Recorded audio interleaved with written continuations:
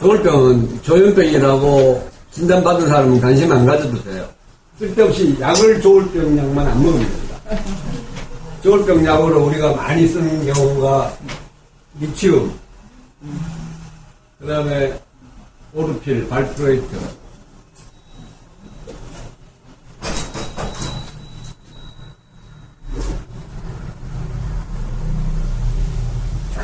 그 다음에 카마제핀. 이게 대표적이라고 보면 되고요. 요새 나오는 신약들이 토파맥스나 또 뭐 레미탈이나 이런 것들이 착실하면 심각한 부작용이 와가지고 굳이 저런 걸 쓸 이유가 없어요. 과거에 썼던 약들을 가지고도 충분하고. 그런데 이제 조현병에서 이 약을 흔하게 주는 의사 선생님들이 대부분이에요. 조현병임에도 불구하고 병실에서 환자들끼리 싸웠다, 난폭하다 이러면 기본전조제를 자꾸 줘요. 그게 제가 전문의 따고서 처음 안양정신병원에 갔을 때도 선배 의사들이 보면 조현병이라고 진단을 쭉 내놓고도 처음부터 리튬을 아주 루틴으로 줘요. 환자들이 싸움했다 하면 이걸 자꾸 주는데, 환자들이 싸움할 수도 있죠. 좁은 공간에 젊은 친구들이 자기들끼리 생활을 하다 보면 부대 끼기도 하고 찢고 꼭 하는 일도 생기기 마련인데, 싸움했다 하면 이해가 없어요. 그래서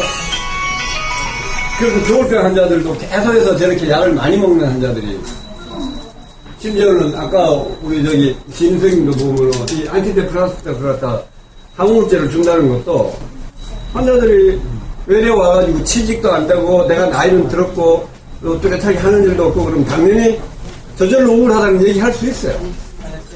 우울하다는 얘기를 하면은 또 항우울제를 줘요. 오히려 정작 진짜로 조울병에서 우울기가 왔을 때 이 항우울제는 굉장히 조심을 해야 되고, 특히 외래에서는 이 항우울제를 잘못 쓰다 보면은 조증으로 변화가 돼가지고 우울증으로 병원에 갔다가 잘못하면 조증이 유발이 돼가지고 병원에 입원하는 수가 있습니다. 누구나 정상적인 상황에서 바이오리듬이 누구나 다 있다고 보면요, 사람이 살다 보면 기분이 좀 나을 때도 있고 변할 때도 있다고 보면, 이 조울병이라는 거는 기분이 업되는 정도가 정상을 벗어나 버려요. 내가 이 세상에 제일 이쁜 여자 같고 내가 마음먹은 대로 다 이루어낼 수 있을까? 이 병까지 안 가더라도 조울병 환자가 있는 집안에 어른들을 보면은 조울병이 안 생겼어도 이런 분이 계세요. 어떨 때는 대한민국 돈 혼자 다 벌 것처럼 막 자신만만해가지고 뭐 할 수 있다고 그러려고, 어떨 때는 명절 때 딱 만나면 아무 말도 안 하고 허리 푹 죽어가지고. 그래서 이 우울증 기간이 이렇게 오면은 이때는 굉장히 심각해요. 이 조울병이 가만히 내버려 두면은 조증은 한 9개월 만에 정상적인 상태로 돌아오는 걸로 되어 있고요. 우울증은 평균 한 12개월이면 정상적인 상태로 돌아오는데, 가만히 내버려 두면 이 조증일 때 사건이 너무나 많이 생겨요. 심지어는 돈도 없는 양반이 은행 대출 일으켜가지고 불쌍한 사람 도와줘야 된다고 저 빌딩 위에 올라가가지고 막 만원짜리 10만원짜리 5만원짜리 막 뿌리는 사람들. 자칫하면은 자동차를 감당할 능력도 없이 외제차를 막 몇 대씩이나 계약해가지고 몇 천만원 몇 억씩 손실고 있는 경우도 있고, 저쪽도 가만 내버려두면 그러니까 진단이 분간이 어려운 경우를 한다 하더라도 어느 한 의사가 꾸준히 환자를 보다 보면 그건 모를 수가 없어요. 상당히 애매한 경우들이 있습니다. 그래서 정신분열 정동장애라는 진단이 붙은 경우도 있고, 그런 경우도 보면은 조울병은 이 9개월, 12개월 이 주기가 끝나고 나면 이 정상적인 상태의 기간은 사람 따라 다 달라. 1년 만에, 2년 만에 우울증으로 내려오기 전에 이러다가 다시 저쪽으로 오는 경우도 있어요. 다시 저쪽으로 오는 경우도 생깁니다. 그럼 이게 이 주기성이 1년, 2년, 3년 이내에 조증이 반복돼서 나타나면은 한 3년 약을 먹게 해요.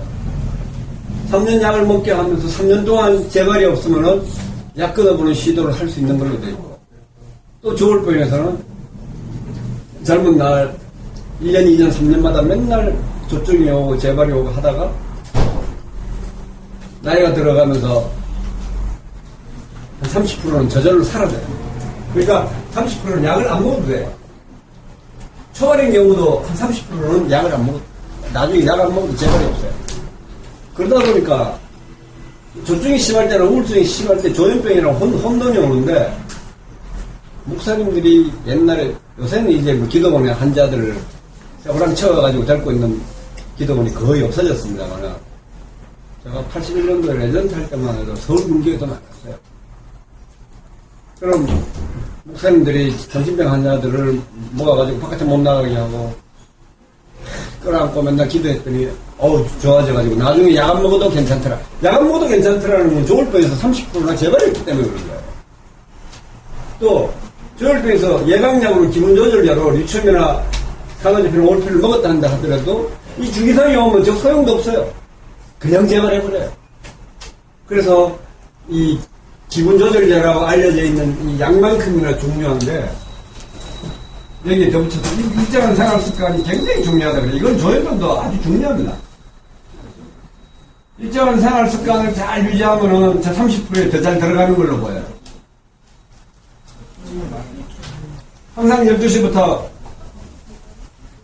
새벽 5시까지는 잠이 깨이더라도 그냥 누워있는다. 부모님 상을 당해도 넌 12시 되면 들어가서 자라. 대학 다니면서 MT를 가더라도 한 12시 되면 슬그머니 난 약 먹고 자러 가요 하고 슬그머니 사라져가지고 밤에 들어가서 약 먹고 자면 돼요. 그렇게 본인 스스로 이 조울병이라는 걸 알고 있는 사람은 일정한 생활습관이 굉장히 중요하다. 그리고 기분조절제를 한 3년 먹어주면은 이 사라질 확률에 들어가는 경우들이 꽤 있어요. 제가 사례연구 5번 그 책에 정신분열도 이겨낸 사람들의 책이 18번입니다. 그 여학생이 고등학교 3학년 때부터 저한테 오기 시작했는데 거의 한 1년 반, 2년마다 조증이 계속 왔었어요. 대학 졸업한 이후에도 왔었어요. 그러다가 시집을 하고서 체대기 날 때는 강아지 피를 계속 먹었습니다. 한 400ml 계속 먹었는데 건강한 아들 낳았었고요. 두 번째 임신을 하면서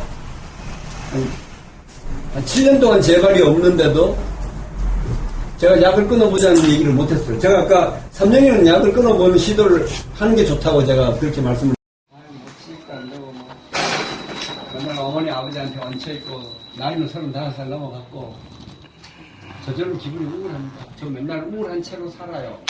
이런 표현을 하면은 항우울제를 줘요.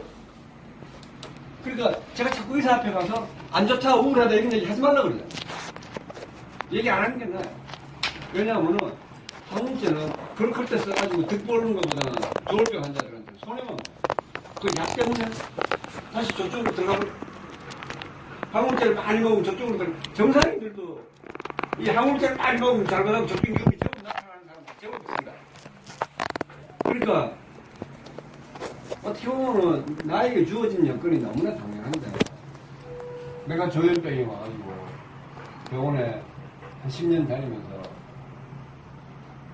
한 4-5번 병원에 입원도 했고 들락날락 그랬고 약 안 먹으면 재발한다는 거 알고 있고 나이 35 되도록 해놓은 것도 없고 이러다가 장가도 못 가고 어떻게 보면 우울한 게 더 당연하거든요.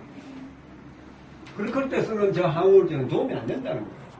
그래서 제가 여기 하고 여보시오, 그거 우울한 게 당연한 거 아니에요. 그냥 한 개 뺍시다 이거 다 빼버릴 때 똑같은 거예요. 그죠? 예. 항우울제를 2개, 3개 먹을 때나 그러니까 항우울제는 뭐냐면요. 심각한 우울증에 쓰는 약으로 개발된 거예요. 그 심각한 정도가 어느 정도냐면은 가만히 있는데 대화를 못해요. 혼자 눈물을 뚜닥뚜닥 흘려. 왜 그러냐고. 한 마디도 안 해요. 나중에 좋아지고 난 다음에 또 물어보면 그때 오로지 죽을 생각밖에 없었대요.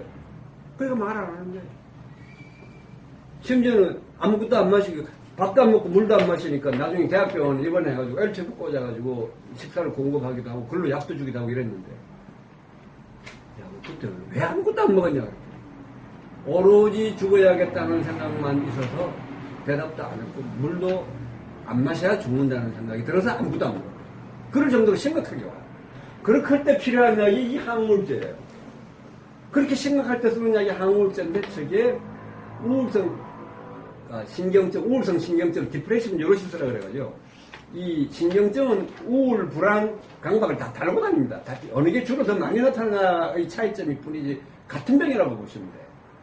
그러니까 내가 너무 걱정이 많다, 밤에 잠을 못 잔다 이러면 두근두근 거린다. 이거 다 노이로제의 일종이라고 봤을 때도 저 항우울제가 좀 도움이 된다는 것 때문에 의사들이 막 한마디 했다 하면 다 줘버려요.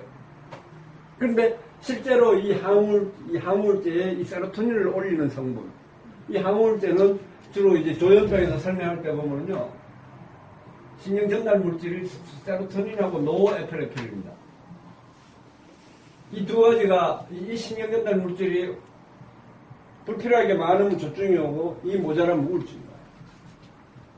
그런데 이걸 내가 다소 좀 우울하다 해가지고 이걸 자꾸 먹는다 해서 아무리 득이 안 돼요. 자, 우리 이정찬 씨 경험이 있으니까 한번 생각을 해보자. 지금 상태나 내가 항우울제를 상당 기간 먹었잖아요. 오랫동안 먹을 때나. 사실 요새 내가 약부장도 없어지고 내가 할 일도 찾고 시도 쓰고 그림도 그리고 어디 가서 일할 공유도 하고 항우울제 먹을 때보다 안 먹을 때가 훨씬 더 나았죠. 먹을 때는 약을 많이 먹고 하니까 약을 많이 먹는다는 생각이 들고 하니까 그 자체로 우울한데 몸이 무겁고 붓고 하는데 약을 줄이니까 좀 힘들었는데 버텨내니까 실제로 이제 항우울제가 진짜로 심각한 우울증이 있을 때 쓰는 약으로 개발된 약이기 때문에 우리가 보통 그러니까 노이로제 정도의 우울성 신경증 정도의 우울한 기분. 내가 이번 지난달에 봉급안 주더니 이번 19일날 준다 그래가지고 오늘까지 기다렸는데 오늘 돈 안 줘요. 이제 큰일 났어요. 빨리 이제 일자리 찾아가지고 5일부터 어디 가야 되는데 어디 5일날 어디 일자리를 내가 못 구했다고 칩시다. 내가 밤에 잠이 잘 오면 되긴 하는 놈. 저절로 우울할 거예요. 그렇게 할 때 내가 항우울제 먹어가지고 무슨 도움이 되겠다 이거예요. 사업을 하시는 분이 내가 돈을 3억을 못 가면은 4월 말일자로 부도가 난다. 막막해요. 그동안에 끌었을 거 다 끌어다 썼어요. 이제 뭐 좀 챙길 거 챙겨가지고 동원을 가야 되나 별 희한한 공유를 다 하고 있는데 그럴 경우에 항우울제를 먹는다고 해서 뭐 해결이 됩니까? 근데 병원에 가면 이제 우울하다 그러면 자꾸 항우울제를 찾고 주는데 여러분들이 이 항우울제 복용을 즐겨할 이유가 없어요. 근데 우리가 처음에 이 SSRI나 SNRI가 개발되면서 이 프로작이라는 약이 개발되면서 이 프로작이라는 약이 타임즈의 커브스토리까지 기분 좋아지는 약해가 탁 실렸습니다. 과연 내가 우울한 상황에 처해져 있는데 기분 좋아지는 약을 먹는다고 기분 좋아지겠습니까? 진짜로 기분 좋아진다면 이 저쪽으로 들어가지고 환자가 돼버려요. 그런데 또 이 약에 또 이 항우울제들의 장점이 뭐가 있냐면은 우울증 약들이 사람이 우울증이 오면 움직이지 않고 꼼짝하지 않고 맨날 들어놓고 하다 보니까 그걸 좀 세로토닌이나 노에피린 올라가면 좀 움직이게 한다는 역할로 보면은 기분이 조금 나아질 수 있겠죠. 그러니까 이게 살 빼는 약으로도 많이 사용해요. 대부분의 많은 항우울제 요새 새로 개발된 SSRI나 SNRI 계통약들을 SSRI는 세로토닌만 올리는 약이고요. SNRI는 세로토닌하고 노에피린을 같이 올리는 약이에요. 이런 약들이 다 살 빠지는 약으로도 근데 큰 효과는 없다 한다 하더라도 살 빠지는 약들이 실제로 약물로 해가지고 이루어진다는 게 쉽지가 않죠. 또 우리가 ADHD 때 쓰는 그 메칠페니데이트 같은 것도 원래 정신 자극제다 보니까 옛날에 우울증 약으로도 제법 썼습니다. 그래서 그것도 도파민을 올리는 이 신경 전달 물질을 올리는 성분 쪽으로 보고 있기 때문에 그게 또 심해지면은 조현병이 발병하고 망상증이 나타나고 한청이 나타나고 그런 것들이 나타나요. 그래서 이 신경 전달 물질을 갖다가 증가시키는 이런 약들이 활동을 더 증가시킨다는 의미에서 살 빠지는 약으로도 이제 둔갑을 하는데 그 메칠페니데이트 같은 거, 콘서타 이런 것들이 살 빠지는 약으로도 사용이 돼요. 그런데 많이 먹으면 결국은 이런 신경 전달 물질이 과하게 증가가 돼가지고 조증이 오거나 망상이나 환청까지 올 수 있기 때문에 다이어트 하는 데서도 음식으로 조절하는 게 더 근본적인 방법이지 식사량을 줄이고 그럴 수 있는 걸 그렇게 할 때 조금씩 도움되는 이제 보조제로 쓴다고 생각하면은 뭐 소량을 복용할 수도 있겠습니다만은 조울병에서 외래에 와가지고 저 우울한데요. 이 얘기를 그 얘기를 들으면서 이 항우울제를 쓰면은 자칫하면은 조증이 유발돼서 정신병원에 입원까지 하게 된다. 실제로 우리가 외래를 쭉 보다 보면 조증으로 오는 환자들이 그런 환자들이 한 10명 조증으로 입원하면은 꼭 한두 명은 있어요. 꼭 한두 명은 병원 다니면서 자꾸 우울하다는 것 때문에 항우울제를 계속해서 먹다가 이 항우울제도 좋아지면 빨리 그러니까 줄여주고 끊어줘야 됩니다. 이 항우울제를 회복됐는데도 계속해서 쓰고 있으면 결국 조증으로 가게 만드는 결과가 되기 때문에 이 조울병에서 이 항우울제의 복용은 상당히 조심해야 되는 건 맞는데 의사한테는 또 어려운 문제가 또 있습니다. 말도 안 하고 아주 눈물 뚜닥뚜닥 흘리고 아무것도 안 먹고 분명한 우울증이면은 뭐 급하게 빨리 써야 되는데 외래 와가지고 자꾸 뭐 저 살고 싶지도 않아요 우울해요 뭐 어떻게 하면 좋아요. 잘못하다가 저쪽으로 가겠다 싶으니까 항우울제를 안 줬다가 만약에 자살을 하거나 뭐 자살 시도했다가 병신된 처를 딱 나타나면은 그 부모한테 듣는 원망을 또 어떻게 하겠습니까? 이 굉장히 그러니까 어려운 문제점이 처해요. 그러니까 의사는 방어적인 진료를 하기 쉽습니다. 저는 웬만해서는 이 조울병 환자들이 외래에 와가지고 자꾸 우울하다 그러면 웬만하면 그 말만 할 줄 알아도 저는 약 안 줘요. 그런데 항상 한쪽 편으로는 두려운 마음이 있어요. 저러다 진짜 와가지고 자살해가지고 죽어버리면 저 부모가 나보고 뭐라 그러겠어요. 그 항상 두려운 거예요. 그런데도 저는 외래에서 이 조울병 환자들한테 항우울제를 처방된 적이 거의 없어요. 아마 손가락이 꼽을 정도로 밖에 안 돼요. 그래서 이 심각한 우울증이 올 때가 아니면 실제로는 이 조울병 환자들한테 항우울제를 쓸 때는 입원시켜놓고 쓰는 게 더 맞아요. 그러니까 외래에 왔을 때 살기 싫다, 뭐, 아이고, 살고 싶은 마음도 없어요. 뭐, 하는 일도 없고요. 왜? 병원에 입원시켜달라고. 그 소리는 나보고 차트에다가 입원을 권유했다고 쓰라고 그러는 소리요. 정신과 의사한테 와서 죽고 싶다는데. 거기다가 입원을 권유했다고 안 쓰면 나중에 법정 소송 들어오면 무슨 일 생기면 의사가 이건 걸려요. 내가 당신한테 입원 권유하라고 이렇게 씁니다. 입원할래요? 아유, 그렇다고 입원은 왜 해요? 씌고서 갑니다. 진짜 우울증은, 그러니까 이 항우울제가 필요한 정도의 진짜 우울증은 씌고서 가면서, 아, 제가 그렇다고 입원을 왜 해요? 이런 대답 못 해요. 말도 못 해요. 오로지 눈물만 흘리고, 심지어는 물도 안 마신다고 해요. 그럴 정도로 심각한 우울증일 때 사용하는 약으로 개발된 건데, 그 약들이 기전이 이런 세로토닌이나 노에프린을 증가시키면 활동이 조금 늘어나니까 살 빠지는 데도 도움이 될 거다. 그래서 살 빠지는 약으로 이용하는 게 프로작이나 콘서타, 이거는 페니드 콘서타, 이거는 메칠펜데이트라고 그래가지고 ADHD에 사용하는 거예요. 그것도 항우울제로 또 사용을 합니다.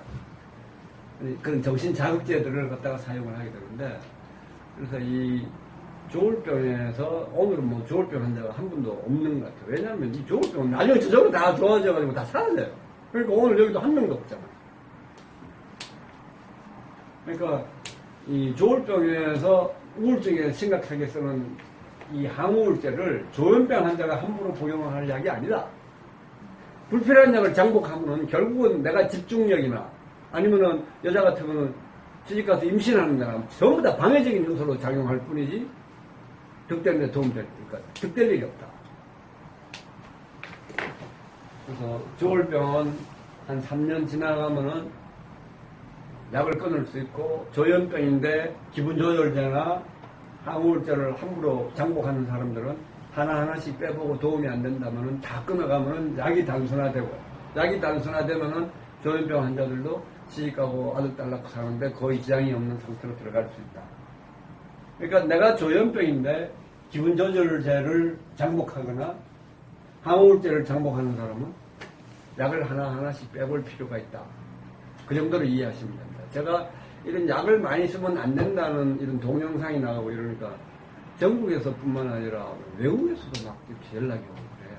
왜냐하면 병원 가면 의사들이 워낙 약을 뭐 한마디 하면 자꾸 점점 더 늘어나니까. 그러니까 그렇게 복용해가지고는 오히려 더 일상적인 생활을 하는데 더 지장을 받을 가능성이 더 많아지기 때문에 이쪽 편으로 들어오세요. 이쪽 편으로 들어오시면 돼요. 예. 아까 그 프린트물 주세요. 누가 약 먹는 분이 계세요?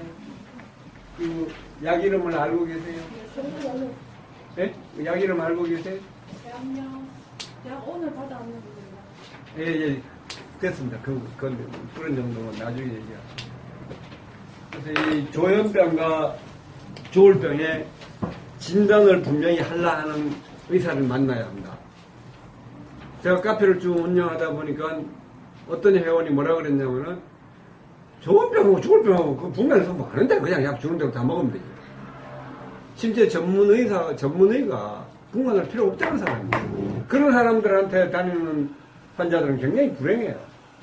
왜냐하면 분간할 필요도 없으니까 약을 여러 가지를 짬뽕으로 주는 수밖에 없는 거예요. 그런데 조현병은 항정신병 약물만 달랑 먹으면 우리 저 이종찬 씨처럼 이거 활동 7.5 부터 2.5만 복용하고 이거 다 떨어져나가는 거예요. 항우울제도 필요 없고 안정제도 필요 없고 항불안제도 다 필요 없는 거예요. 저렇게 약이 단순화돼야 나중에 처녀 같은 임신도 할 수 있고 또 남자들의 경우에도 약이 저렇게 달랑 먹으면요 그거 까짓거 뭐 아무것도 아니에요. 본인도 자신감이 생겨요. 약을 막 하루에 10개씩 20개씩 먹어놓으면요 이게 완전히 내가 약물에 노예가 된 것 같고 실제로 자기 삶도 맨날 잠만 자요. 잠만 자고 먹고 자고 하다가 비만이 오지 않으면 다행이에요. 대부분 여자들은 막 90% 남자들은 100kg 이상도 막 보통 같아요. 그래서 꼭 필요하지 않는 약은 하나씩 줄여나가면서 다 조현병은 항정신병 약물만 먹게 돼 있고 조울병은 나중에 다 안정되면은 이 기본조절제만 먹게 돼 있고 조증이 심할 때는 이 항정신병 약물을 같이 씁니다. 오늘 내가 이걸 항정신병 약물 프린트해서 드린 것도 이 조증이 심할 때는 주로 이 클로르포마틴이나 할로페리돌 이런 세데이션이 강한 약을 잘 써요. 그 다음에 솔리안이나 크레타핀 이런 약들은 진정작용이 강하니까 조증일 때 잠을 안 자고 설치고 다니니까 일단 무조건 잠을 푹 자게 해줘야 돼요. 그래서 진정작용이 강한 그 클로르포마틴 할로페리돌이 주사제가 있으니까 할로페리돌도 잘 주고 그 다음에 아미살 그 솔리안이라는 약도 잘 주고 크레타핀도 잘 주고 그런 약들이 비교적 잘 깔아지게 돼요. 잠을 푹 자게. 그래서 조증일 때 그 약을 같이 쓰게 한다. 이렇게 이해하시면 돼요. 그러니까 아무튼 조울병이 좋아지고 나면은 항정신병 약물을 끊고 기본조절제만 복용하는 게 원칙이다. 근데 이 조울병이라는 진단을 가지고 분명한 조증 경험이 있고 이런데도 좋아졌는데도 이것만 쓰는 게 아니라 막 클로자핀이고 뭐 할로페리돌이고 미스펜이고 저런 걸 막 잔뜩 먹어가지고 지연성 운동까지 와가지고 지연성 운동장애까지 와가지고 이 팔다리 쓰는데 뭔가 제한적인 것까지 나타나는 사람들이 있어요. 제가 카페를 운영하다 보니까 그런 사람들이 이제 와요. 그럼 약을 다 끊어놓는데 그 중에 한 반 정도는 지연성 운동장애가 없어지지 않으면은 평생 신체 장애인처럼 살아요. 그럴 경우는 심지어는 이제 정신과 의사가 소송의 대상도 될 수 있습니다. 이 조현병이냐 조울병이냐 분간하는 시도를 해봤느냐.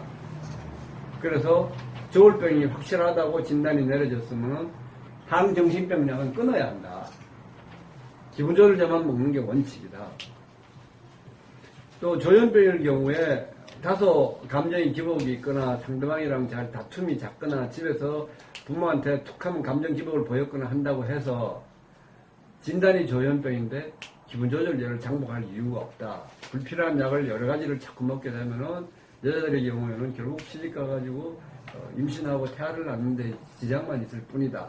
남자들도 여러 가지 약을 갖다가 불필요하게 먹게 되면은 자존감 상실에 대한 게 기여할 뿐이지 도움될 일이 아무것도 없다. 이제 이 정도 이해하시면 되겠습니다. 아마 여기 오시고 저한테 쭉 진료를 받으시는 분들은 약을 저렇게 짬뽕으로 먹는 경우는 거의 없어요. 제가 할 수 없어가지고 기분조절제하고 항정치병 약물을 같이 주는 경우에 보면은 이제 정신분열 정동장애라고 진단을 갖다가 붙인 경우 그런 경우도 그렇게 흔한 건 아니다 이렇게 이해하시면 됩니다. 오늘 제가 쭉 설명드린 거에 대해서 뭐 궁금증이 있거나 물어보고 싶은 거 있으신 분 질문 있으면 질문 받겠습니다. 예. 이거가 네. 저희가 선생님 해줬을 때 요한센 하라고 예. 클로자핀 200 예. 클로자핀 200하고 로나센 하라고. 예. 그럼 디아제핀 예. 디아제팜 10 예. 벤드트로핀 1 예. 그래 저랑은 예. 지금도 이렇게 먹어요? 내려와가지고 예. 그래 한 2주 정도 하다가 집에서 안 나가가지고 예. 그뭐 계속 그래 상당히 오래 하다가 이제 한 6월달인가 올 6월달인가 리스펜으로 바꿔봤거든요. 어떤 걸 리스펜으로? 그 로나센을 로나센을 뭐로, 리스펜 얼마로 바꿔? 2? 리스펜 4 리스펜 4는 좀 많은데요. 예. 그래 지금 먹고 있는 게 중간에 기복이 좀 있어가지고 예. 그러니까 요걸로 바꿨더니 어떤 차이점이 있어요? 지금 뭐, 그 얼굴이 딱 굳어가 있었는데 예. 그게 이제 한층이 좀 덜 했죠. 그래서 리스펜을 이제 클로자핀을 할 때 클로자핀을 300을 했거든요. 300. 지금 현재 먹는 게 어떤데? 클로자핀. 지금 클로자핀 300에 예. 여기 리스펜 4. 리스펜 3. 3요? 예. 그래서 3 먹으니까 지금이 더 나아요? 그 나머지 벤드트로핀을 빼고 아, 저런 건 별로 중요하지 네. 않고요. 이걸 이렇게 먹으니까 더 나아요? 예. 어떤 점이 더 나아요? 그게 이제 멍하게 있다는 것 자체는 얼굴 그 표정이 경직이 되어 있거든요. 아니, 지금 그렇다는 거예요? 지금은 조금 나아졌어요. 그 경직이 될 때는 클로자핀 200에 리스펜 3. 근데 클로자핀만 조금 줄여봤거든요. 클로자핀을 보니까 250 이하를 못 해야겠어요. 아니, 그거는 그 체력의 상태를 찾는 거고요. 현재 먹는 게 300하고 3이에요? 예. 300하고 3이라면은 이게 용량이 약했다고 봐야죠, 뭐. 클로자핀 200에서 300으로 올라갔고, 리스펜 3 같으면 한 로나센 한 10, 12 정도로 봐야 되거든요. 예. 그러니까 약을 더 올려서 좀 더 나았다고 생각하면은, 태어날 때 먹었던 이 용량이 약이 약했다고 봐야죠. 지금 더 나았다면, 약을 올려서 더 나았다면. 그렇다고 해서 점점 더 올리면 이제 또 더 힘들어질 수도 있고. 예. 그러니까 들리거나 잔여 한청이나 이런 게 신경 덜 쓴다는 게 약을 올려가지고 잠을 9시간 자던 사람이 잠을 12시간 자게 만들어놨다. 그러면은 확실히 컴플레인이 덜 하겠죠. 그런 거의 차이라면 별 의미가 없어요. 안 그렇겠습니까? 예. 이게 클로자핀 200을 먹을 때도 9시간, 10시간 잤는데 300으로 올렸더니 막 12시간 이상도 잔다. 그러면 그만큼 컴플레인 덜 할 거 아닙니까? 그래서 한청 얘기하는 게 덜해졌다. 이렇게 얘기한다는 건 좀 안 맞죠. 근데 그게 이제 그러니까 그거는 상황을 보고서 체질의 상태를 찾아야 돼요. 더군다나 이제 클로자핀 이게 200, 300이 넘어가면은 일상적인 생활이 어려워지기 때문에 로나센이나 리스펜이나 또 인베가나 이런 약들을 갖다가 첨가해서 이제 깔아지는 부작용을 덜 오게 하려고 그걸 같이 주는 거거든요. 지금 깔아지는 부작용이 덜 오게 하려고 지금 리스펜 3을 주는 거예요.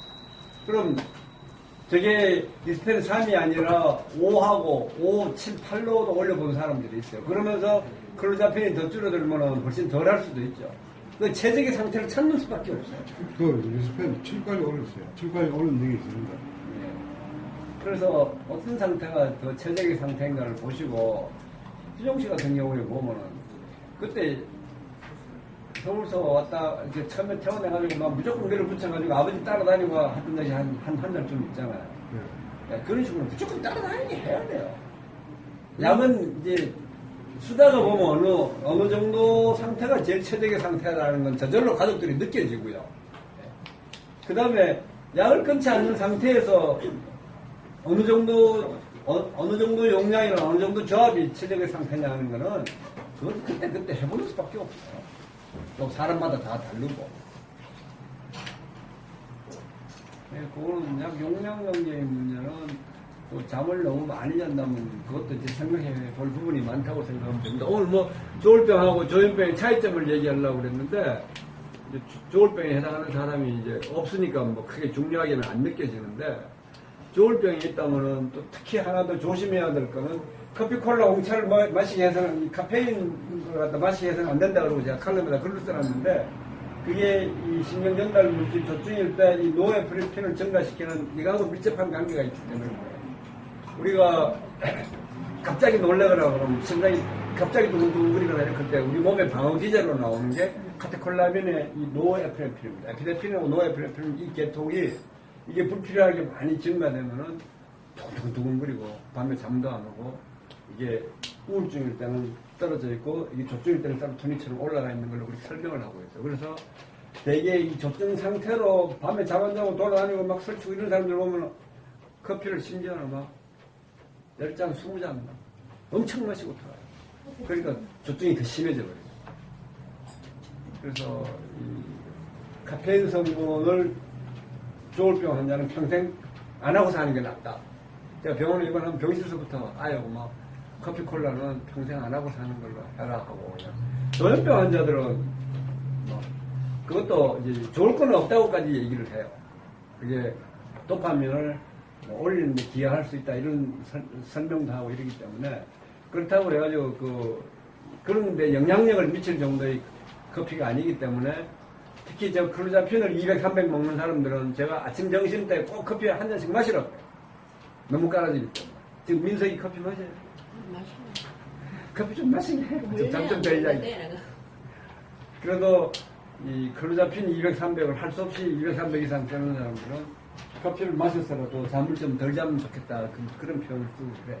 그러니까 조울병일 때는 마시면 안 된다. 뭐 이 정도로만 이해하고 계십니다.